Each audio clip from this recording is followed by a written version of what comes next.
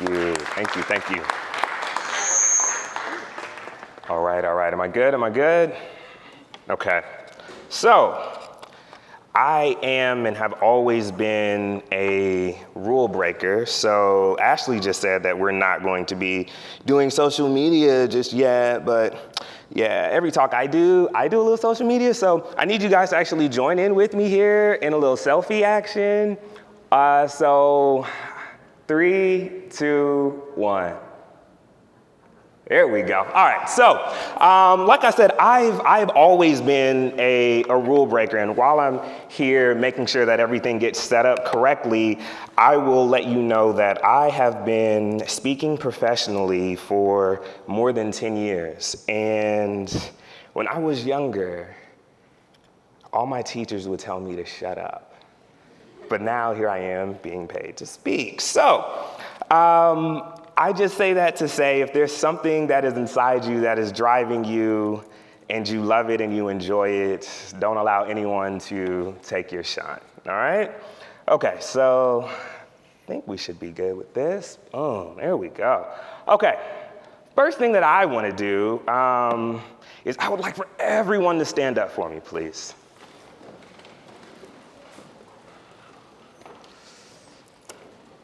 And if you can hear this, clap along with me.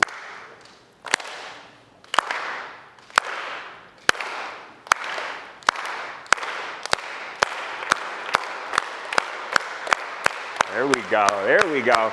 All right, now I would like for each and every one of you to give yourselves a hand, just like Ashley said. You all are special.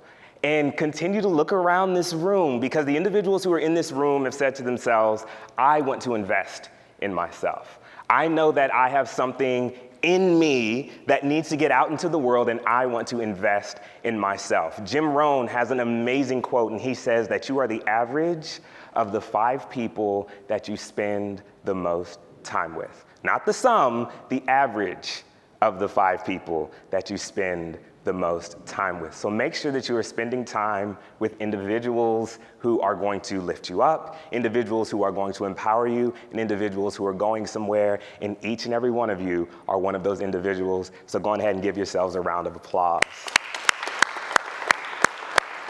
All right. You guys can go ahead and take a seat. So as you all see, we are going to be speaking about starting a business. Has anyone in here ever started a business? Okay, a few people. Has anyone here ever wanted to start a business? Okay, a few more people, and then everybody else is like, meh, we'll see what happens, right? Okay, that's fair. So, waiting on technology. Come on, baby. Da-da-da-da-da-da. Come on. I would dance for you guys while we were waiting, but I can't really dance. Okay, well, let's do this. So, the 3 things that I'm going to be speaking to you all today about is, again, how to use college to start a business. The first thing that I want to speak to you guys about is how to see problems as opportunities. The next are the 5 reasons why students don't start a business. And then I want to go through some myths with you guys. So this is a workshop. You all are going to be required to work. Right? So you all are already broken up into some groups. I know we've got some smaller groups than others. So the groups that we do have smaller than other, I will kind of bring everybody together because there will be an activity for us all to work on.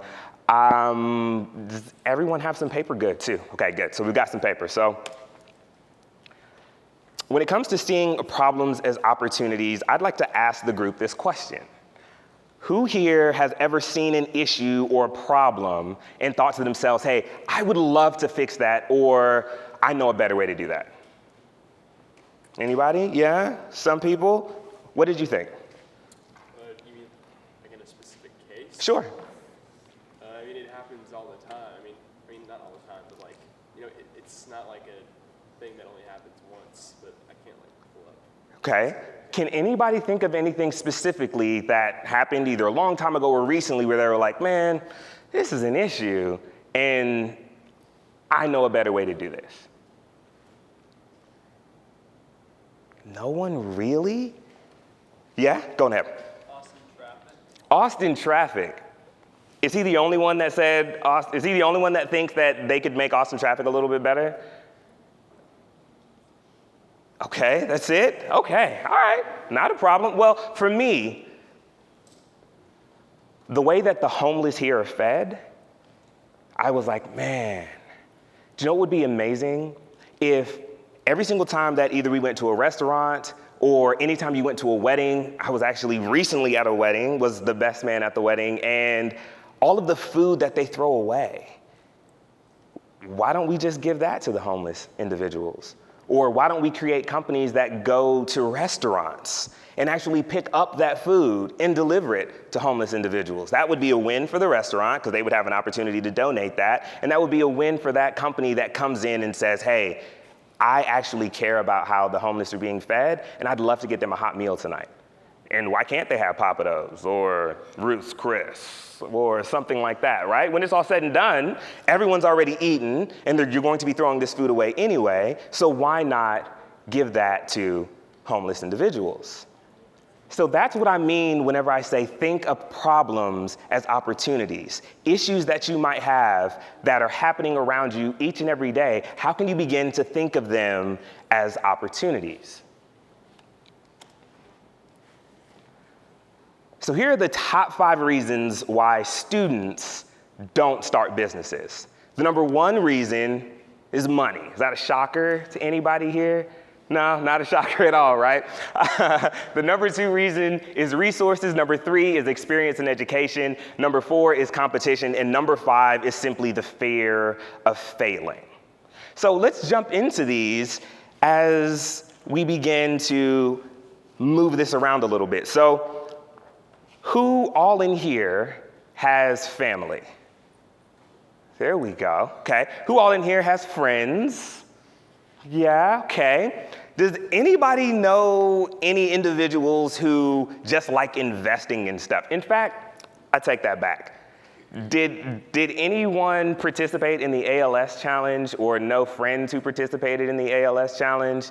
Yeah, it's pretty big, right? People are just tossing water on themselves, ice water. Most of them probably didn't even donate, but they're like, okay, cool, I can do that, right? I can join in that trend. Or maybe they said, let me take that cinnamon challenge, right? And put some cinnamon on a spoon and see if I can swallow the whole spoonful of cinnamon. Hope none of you guys tried that. The reason I ask that question is because most businesses start with the 3 F's. And you all have them: family, friends, and last but not least, we've got fools, right? So these are the 3 F's of how to start a business, right? And each and every one of us has this at our disposal. At any time that you want to start a business, I want you to think of these 3 F's. How can I now reach out to family? How can I reach out to friends? And we don't call them fools, right? Don't say that to them to their face. But how can I reach out to individuals who like investing in things, people who like trendy things, and people who would possibly like my business? Next up, resources. So a lot of individuals see college as a barrier to starting a company or a business. But college is actually a major resource. One of the things that I want you guys to think about is your professors in college, 90% of them have their own businesses. 90% of them do consulting, they do moonlighting, they do any kind, for the most part, education consulting. So they have their own companies and they have been working in businesses for years, decades and decades of experience that will be at your disposal. So use those professors. Second, take advantage of the library. I'll never forget my sophomore year in college. I was taking international business studies and I had to go in and research the socioeconomic climate of Bolivia and write a 10-page research paper on it. And I'll never forget all of the information that I could find, all of the information that I could draw up. Just imagine the information that you could find if you now needed to go in and do any kind of market research for the company that you wanted to start. If you now needed to go in and search demographics, if you needed to figure out where individuals lived and what things they might like. Using the resources that you have there at a library are invaluable and will cost you tens of thousands of dollars to get that same access as an individual. So use those resources while you're there. Next up is build a team. So this is a huge one. So I would like for each and every one of you to take a look around this room. Because remember, I told you these are individuals who care about investing in themselves. The interesting thing about building a team is whenever you're sitting in that auditorium of 150, 200, 300 students, I want you to pick your face up from your timeline, get off of Instagram for a second, don't Snapchat anything, and just take a look around and see who's beside you, who's to your left, your right, in front of you, and behind you, and think to yourself, these are individuals that might become my competition when I get out of school, when I graduate. So why not start building your team while you're there in college? This is the same top talent that companies like ExxonMobil, Apple, Google, Dropbox, they're looking at to bring into their companies. So why aren't you looking at those individuals in the same way? What are some strengths that they might have? What are some ways that they could possibly complement you? What are some assets that they could bring to what you want to start building?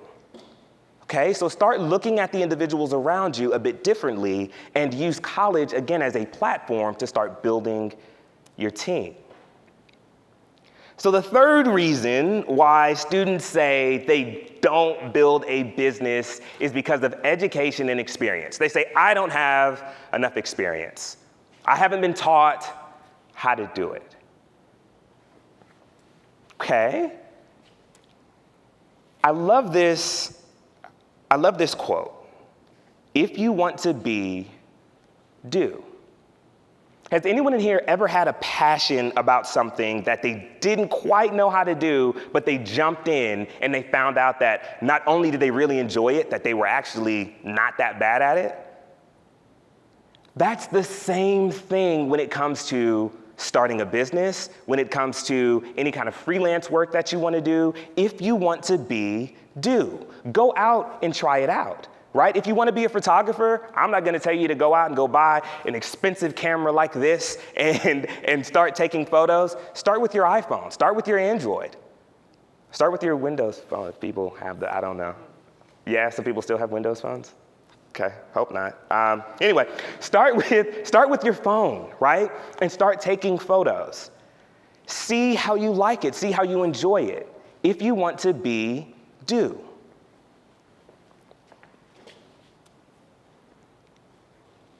The next thing to think about is, as you are in college, you're in the perfect place. You are in an institution of higher learning. If now is the time that you say to yourself, you know what, I would like to probably dabble in this a little bit. Maybe I want to gain a little more photography skills, or maybe I want to figure out how I can start freelancing. Maybe I like coding and I'd like to find out what I can do to start building websites.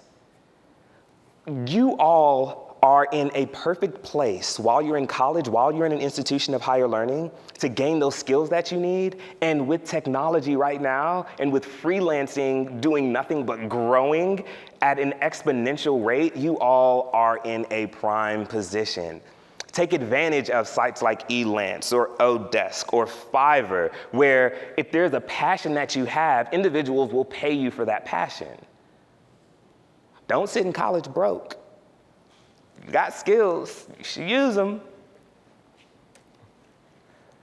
So let's play a quick game.